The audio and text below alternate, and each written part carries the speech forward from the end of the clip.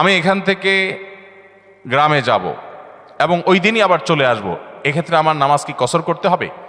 দেখুন, গ্রামে আমরা প্রত্যেকে যার যার বাড়িতে যখন যাব, সেটা আমাদের মূল ঠিকানা, আসল ঠিকানা হলে সেখানে আমি 1 ঘন্টার জন্য যদি যাই, নামাজ আমাকে পুরো পড়তে হবে। নিজের স্থায়ী ঠিকানাতে কখনো কসর হয়?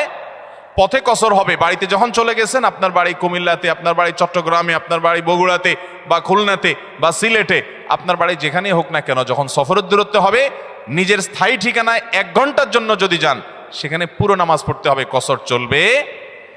কিন্তু কিছু লোক আছে, গ্রামে বাড়ি আছে ঠিক আছে, কিন্তু তাদের গ্রামের বাড়ি এখন আর স্থায়ী ঠিকানা না। ধরুন আপনি ঢাকা শহরে বাড়ি কিনছেন বা ফ্ল্যাট কিনছেন, পাসপোর্টে, এনআইডিতে, সরকারি সব কাগজে পত্রে ঠিকানাতে আপনি স্থায়ী ঠিকানাও এটা, বর্তমান ঠিকানাও এটা। গ্রামের বাড়ি আছে কিন্তু ওটা আপনার স্থায়ীও না, বর্তমান ঠিকানাও না, জাস্ট বেড়াইতে যান, ভাই বেড়াদাররা আছে, অন্যরা আছে, তাহলে ওইটাতে আপনি গেস্ট, সেখানে আপনি কসর পড়বেন।